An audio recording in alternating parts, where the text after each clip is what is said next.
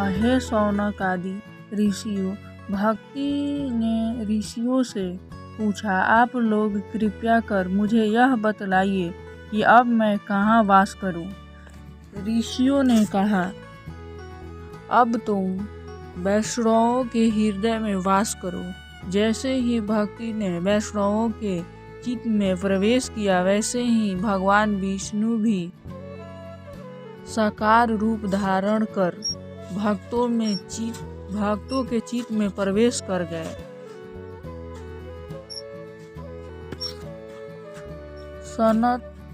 सनतक कुमार ने कहा, श्रीमद् भागवत के समाप्त यज्ञ से दूरचारी मनुष्य का सहज ही उद्धार और कलयुग में मनुष्य कैसे पवित्र हो जाता है, इस संबंध में मैं तुमसे एक इतिहास कहता हूँ, सुनो। पूर्व काल में तुंगभद्रा नदी के तट पर एक नगर था, जिसमें आत्मदेव नामक एक ब्राह्मण वेद शास्त्र में पारंगत होते हुए भी भिक्षावृत्ति से अपना निर्वाह करते हुए अपनी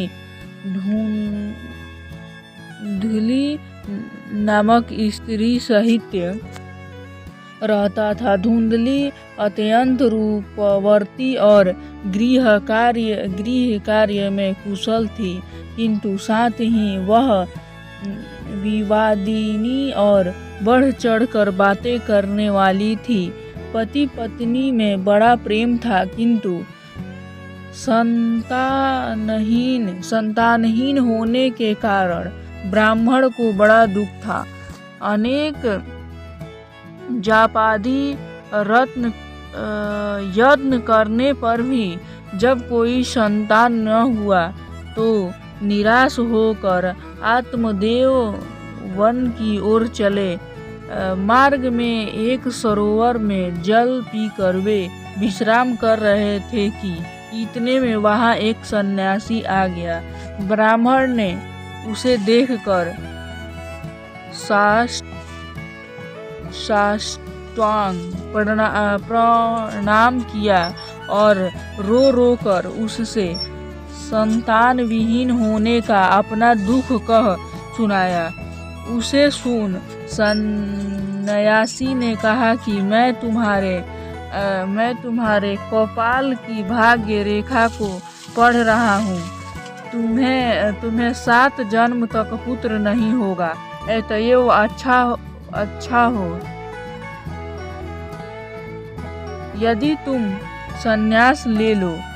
ब्राह्मण ने कहा, भगवान, मुझे ज्ञान और संन्यास की आवश्यकता नहीं है। यदि आपके पास कोई योग्य बल हो तो मुझे पौत्र का सुख दो। ब्राह्मण के हट करने पर सन्यासी ने उसे एक फल दिया और कहा कि इसे तुम अपनी स्त्री को खिला दोगे तो उसे पुत्र अवश्य उत्पन्न होगा।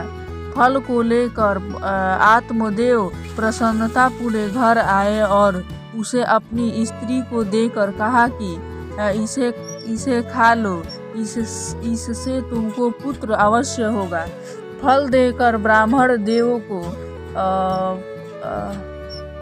बाहर चले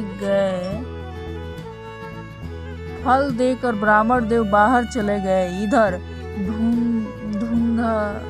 धुंधली अपनी एक सखी से रोकर कहने लगी कि मैं इस फल को खाकर गर्भ धारण नहीं करूंगी, क्योंकि गर्भ से स्त्री को कष्ट ही कष्ट है और इससे मृत्यु भी हो सकती है।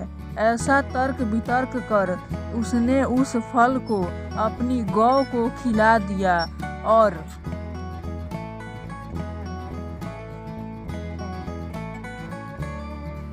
अपने पति से झूठ ही कह दिया कि मैंने फल खा लिया है तथा मेरे गर्भ रह गया है। दूसरे दिन उनकी बहन आई तो उसने सारा वृतांत अपनी बहन से कह सुनाया। बहन ने कहा, तुम चिंता न करो, मेरे गर्भ है इससे जो बालक उत्पन्न होंगे वह तुम्हें दे दूंगी।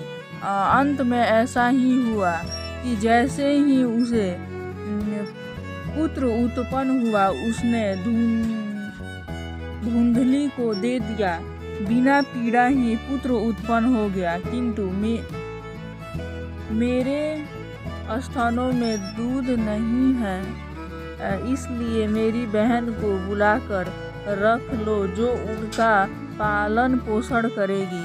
आत्मदेव के घर पुत्र उत्पन्न होने से सारे नगर में बड़ी प्रशंसा मनाई गई।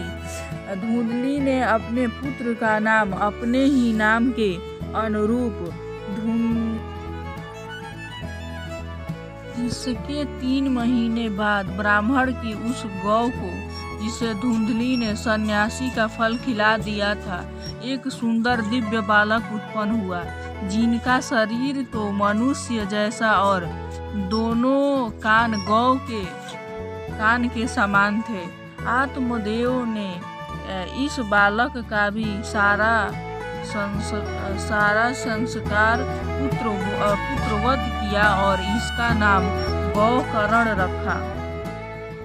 दोनों बालक धुंधली की देख रेख में पलने लगे। गौकर्ण तो पंडित और ज्ञानी, धुंधलकारी दुष्ट था। बड़ा होने पर धुंधलकारी धर्महीन अनेक कर्मों को करता हुआ एक वेश्या के साथ अपने पिता की सारी कमाई को नष्ट कर दिया। यहाँ तक कि अपने माता पिता को पीटकर वह घर के सारे बर्तन तक उठा ले गया और सब कुछ मार्ग में व्यय कर दिया। यह देखकर आत्मदेव को बड़ा दुख हुआ और कहने लगे कि